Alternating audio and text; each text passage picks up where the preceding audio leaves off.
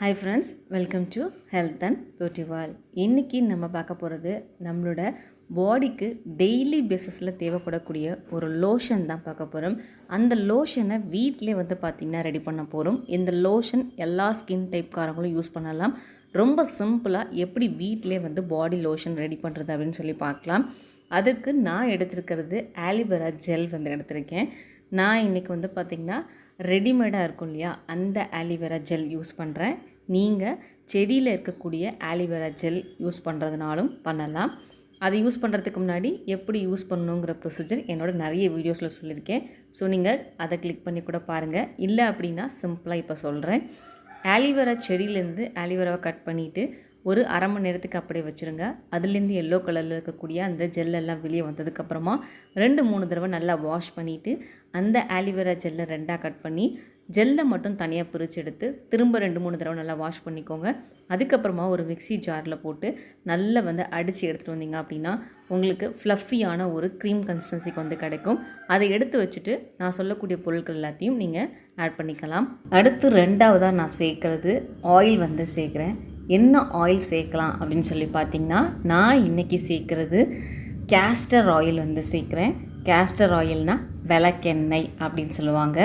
அது சேர்க்குறதுனா சேர்க்கலாம். இல்லை சிஸ்டர் என்கிட்ட அது இல்லை, அதுக்கு பதிலாக என்ன சிஸ்டர் நான் சேர்க்குறது அப்படின்னு சொல்லி கேட்டிங்கன்னா, ஆலிவ் ஆயில், ஆல்மண்ட் ஆயில், இல்லை அப்படின்னா நார்மலாக நம்ம வீடுகளில் யூஸ் பண்ணக்கூடிய கோகோனட் ஆயில் கூட நீங்கள் சேர்த்துக்கலாம். சும்மா ஒரு அரை டேபிள் ஸ்பூன் அளவுக்கு சேர்த்தா போதும். நான் 1 டேபிள் ஸ்பூன் ஆலிவேரா ஜெல் எடுத்தேன். அதுக்கு அரை டேபிள் ஸ்பூன் ஆயில் சேர்க்குறேன். இதை நீங்கள் அதிக குவான்டிட்டியில் கூட பார்த்திங்கன்னா ரெடி பண்ணி வச்சு டெய்லி பேசிஸில் யூஸ் பண்ணலாம். அடுத்து நான் 3ஆவதாக எடுத்துருக்கிறது விட்டமின் இ ஆயில் எடுத்திருக்கேன். இது நம்மளோட ஸ்கின்னுக்கு ரொம்ப ரொம்ப ரொம்ப நல்லது, ரொம்ப தேவையும் கூட. ஸோ ஸ்கிப் பண்ணாமல் சேருங்க. இந்த விட்டமின் இ ஆயில் டப்பாலையும் கிடைக்கும், இந்த மாதிரி கேப்சூலாகவும் உங்களுக்கு கிடைக்கும். கேப்சூலாக வாங்கணும்னு நினச்சிங்கன்னா நார்மலாக நம்ம வீட்டு பக்கத்தில் இருக்கக்கூடிய மெடிக்கல் ஷாப்பில் கூட போய் கேட்கலாம், அவங்க கொடுப்பாங்க. இந்த வீடியோவில் நான் பயன்படுத்தியிருக்க எல்லா பொருளுக்குமான லிங்க் பார்த்திங்கன்னா கீழே டிஸ்கிரிப்ஷன் பாக்ஸில் கொடுத்துருக்கேன். தேவைப்பட்டுச்சுன்னா நீங்கள் அதை கூட கிளிக் பண்ணி ஆன்லைனில் வாங்கிக்கலாம். ஒரு சிலர் டிஸ்கிரிப்ஷன்னா என்ன, எனக்கு எங்கே இருக்குன்னு தெரியாது சொல்லுங்கள் அப்படின்னு சொல்லி கேட்குறீங்க. நீங்கள் வீடியோ பார்ப்பீங்க இல்லையா, வீடியோவுக்கு கீழே சின்னதாக ஒரு ஆரோ மார்க் மாதிரி போட்டிருப்பாங்க.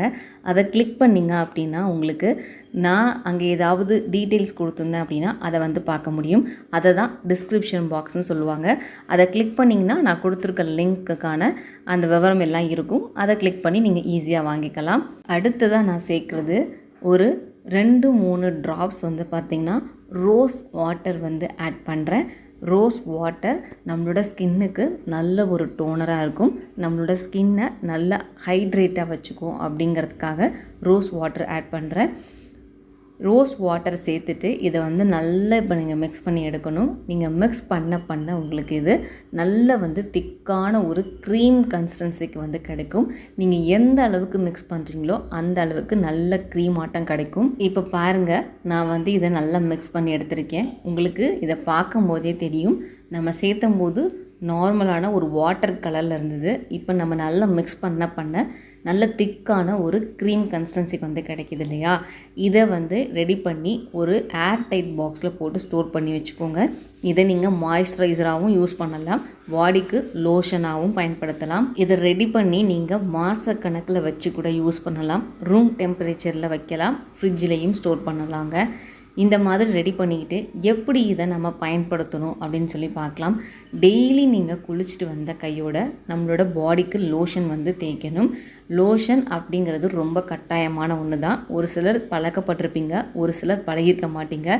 இல்லை அதிக விலை இருக்கும், அதை போய் காசு கொடுத்து வாங்கணுமான்னு சொல்லி வாங்காமல் கூட இருந்திருக்கலாம்.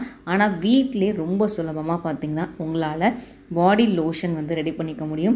அதை தான் இன்றைக்கி நான் செஞ்சு காமிச்சிருக்கேன். இதை நீங்கள் உங்கள் ஃபுல் பாடிக்கு தேய்க்கணுன்னாலும் தேய்க்கலாம், இல்லை என்னோடய கை கால்களுக்கு மட்டும் தேய்க்கலாமான்னு கேட்டிங்கன்னா தாராளமாக பயன்படுத்தலாம். இதை ஃபேஸ்க்கு கூட நீங்கள் பயன்படுத்திக்கலாம். இந்த மாதிரி ட்ரைனஸ் பிரச்சனை இருந்தது அப்படின்னா அது எல்லாத்தையுமே க்யூர் பண்ணி கொடுக்கும். அதுக்கு நீங்கள் இதை டெய்லி பேசிஸில் யூஸ் பண்ணணும். கால் பாதங்களுக்கு கூட பார்த்திங்கன்னா இதை யூஸ் பண்ணலாங்க. ஸோ கண்டிப்பாக நீங்கள் வீட்டில் ட்ரை பண்ணி பாருங்கள். நல்ல ரிசல்ட் பார்த்திங்கன்னா அதை யூஸ் பண்ண 1 வீக்லேயே பார்க்க முடியும். ஸோ யூஸ் பண்ணி பார்த்துட்டு ரிசல்ட் என்னன்னு சொல்லுங்கள்.